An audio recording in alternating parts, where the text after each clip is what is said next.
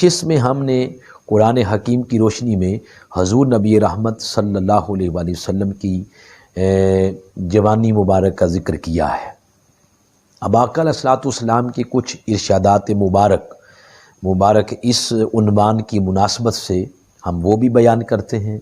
سیدنا ابو ہریرہ رضی اللہ تعالی عنہ سے مروی ہے، آپ ارشاد فرماتے ہیں، آقا علیہ الصلوۃ والسلام نے ارشاد فرمایا، قال سبعۃ یظلھم اللہ یوم القیامہ فی ظلہ یوم لا ظل الا ظلہ۔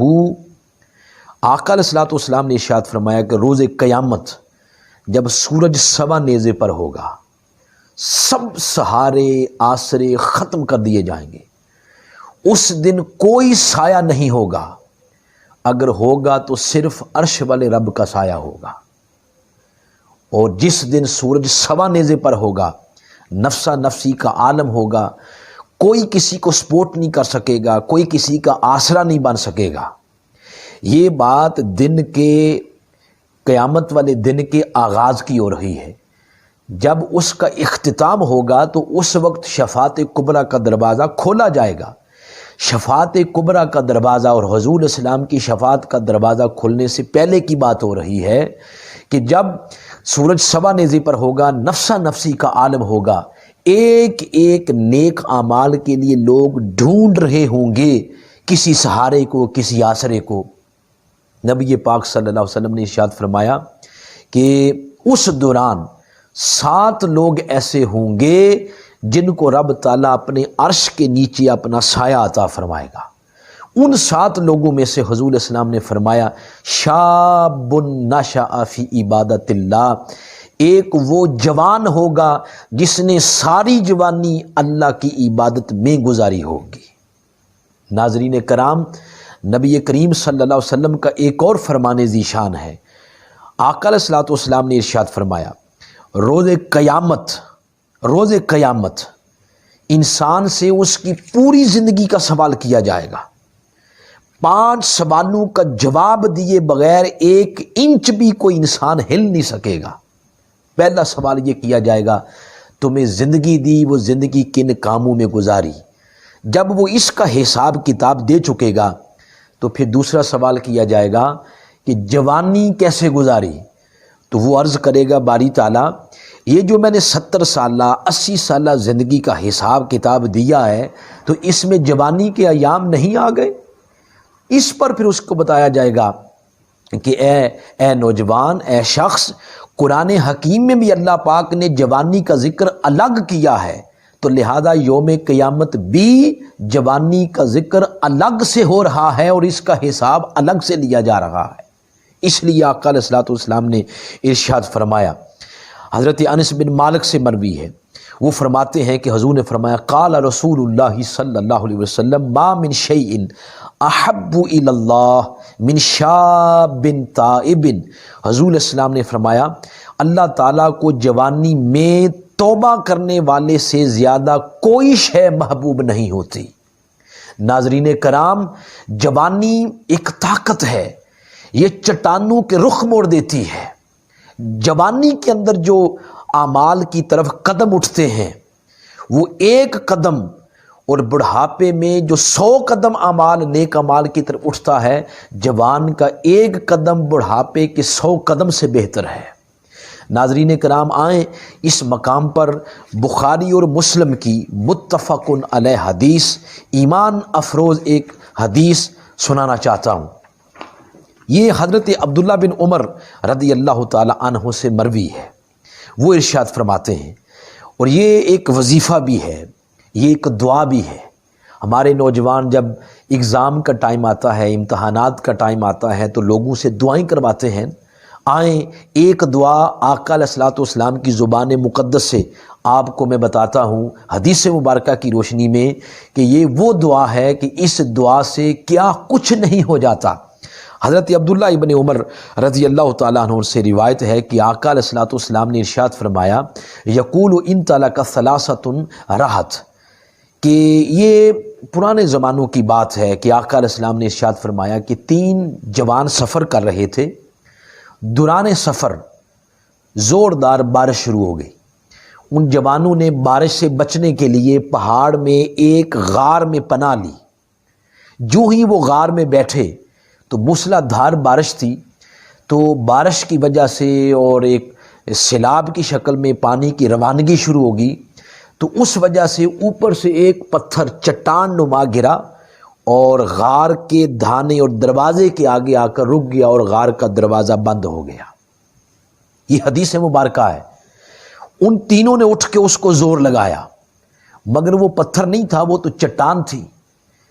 وہ اب غار کے دروازے سے ہٹنے کا نام ہی نہیں لے رہی تھی۔ اب تینوں مایوس ہو کے بیٹھ گئے اور موت کا انتظار کرنے لگ گئے۔ ان میں سے ایک شخص بولا، اس نے کہا دوستو مایوس ہو کے بیٹھ گئے ہیں، کوئی ہیلا کرتے ہیں، اپنی زندگی کی ہسٹری ایک دوسرے کو سناتے ہیں، ہو سکتا ہے کہ زندگی میں کوئی ایک اچھا کام کیا ہو تو اللہ وہ اس اچھے کام کی برکت سے اور وجہ سے ہمیں اس مصیبت سے نجات دے دے۔ باقی دو نے کہا کہ یہ مشورہ تو نے دیا ہے، لہٰذا شروع تجھ سے کرتے ہیں۔ اب وہ بندہ بولا، اس نے کہا باری تعالیٰ، اس نے دعا کے لیے ہاتھ اٹھائے، عرض کیا باری تعالیٰ تو جانتا ہے کہ میں جنگل میں بکریاں چرانے کے لیے جاتا ہوں اور شام کو جب واپس آتا ہوں تو میرے گھر میں بوڑھے ماں باپ ہیں، میں اپنے ہاتھ سے بکریوں کا دودھ دوتا ہوں، پھر دودھ اپنے ماں باپ کو پلاتا ہوں، اس کے بعد پھر پورے گھر میں لوگ دودھ پیتے ہیں۔ ایک روز میں لیٹ ہو گیا، کسی وجہ سے میں لیٹ گھر آیا، دودھ دھویا، جب اپنی ماں اور باپ اپنے والد محترم امی جان کو پلانے کے لیے گیا تو میں نے دیکھا کہ وہ سو چکے ہیں۔ جگانا مناسب نہ میں نے سمجھا تو میں ان کے سرہانے کھڑا ہو گیا، تو رات کے پچھلے پہر کہیں میری بوڑھی ماں کی آنکھ کھلی۔